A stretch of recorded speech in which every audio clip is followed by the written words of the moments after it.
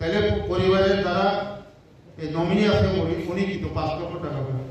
এটা মুখের কথা নয়, এটা বাস্তবে সরকার মোদি গ্যারেন্টি মধ্যে দিয়ে আমাদের প্রচেষ্টা চালাচ্ছি। এই জন্য সকলে হাতে হাত মিলে প্রতিটি প্রতিটি জিপি দিয়ে ওয়ার্ড ভিত্তিক আমরা প্রচার করে মানুষের যারা মৎস্যজীবী কৃষক আছে তাদের কাছে পৌঁছে দেওয়ার জন্য সকল কাছে আমি আবেদন করছি। বন্ধুরা হানিভাবে অংশ নেয় সরকার অংশ যে ত্রিপুরা বিকশিত হয় নাই ইনহা ইন্ডিয়া বলতে সারা পৃথিবীর কাছে তাকিয়ে থাকে যে ভারতবর্ষ কিভাবে হলো অর্থনৈতিক স্বাবলম্বী হলো।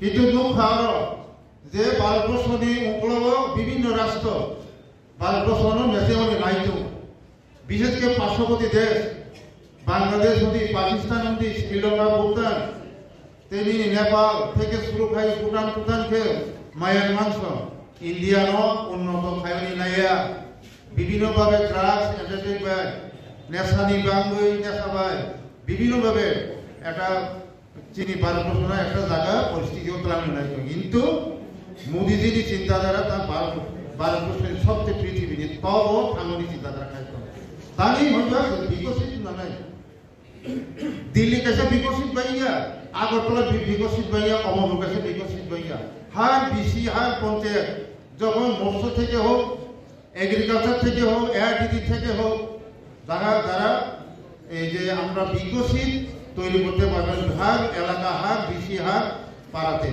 তখন অমরপুর ব্লক বিকশিত হবে। এরপরে ডিস্ট্রিক্ট হবে, ডিস্ট্রিক্ট করে রাজ্য হবে, রাজ্য করে দিল্লি। সেটা চিন্তাধারা আছে মোদিজি চিন্তাধারা। হাইনিভাবে মান সময় তারপর সদস্য তারপর যে মৎস্যজীবী সম্মান নিধি বছর 6,000 তারপরে যে প্রাণী সম্মান নিধি এআরডিডি থেকে 6,000 এগ্রিকালচার থেকে বলছে কিষাণ সম্মান নিধি হিরো। কিষাণ যারা খেলে খেতি খাবার খেলে যারা লক্ষ কোটি মালিক ফেলে কিষাণ নিজে কামাই ছাড়া না আলু না মাই রং না মাই মাসাইয়া আলিবাবু প্রধানমন্ত্রীকে 1 নম্বর তিনি কৃষক যারা বন্ধুন সম্মান করবেন। এরপরে মৎস্যজীবী রৌ, এরপরে প্রাণী সম্মান নিধি হিরো।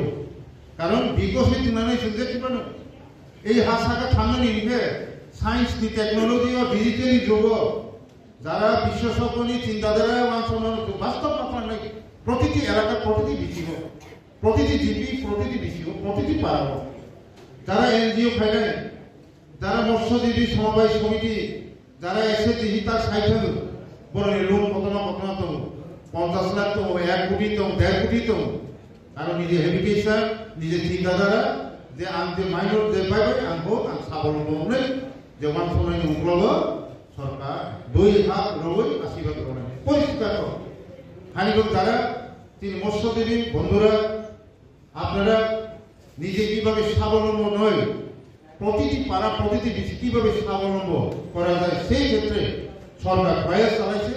এই সরকার প্রয়াসটাকে কিভাবে বাস্তবে নেবেন সেটা আপনারা চিন্তাধারা দিয়ে আমাদের বিশেষজ্ঞ ওরা কাছ থেকে বুঝিয়ে ও জায়গাতে আমরা ডেভেলপমেন্ট যাতে করতে উন্নয়ন করতে পারি। হানিভাবে মৎস্যজীবী সম্মান মারো যারা ধর্তনী যারা তিনি ডেপুটি ডাইরেক্টর সুপারিনটেন্ডেন্ট যারা মৎস্যজীবী যে বিশেষজ্ঞ সম্মান মারো যে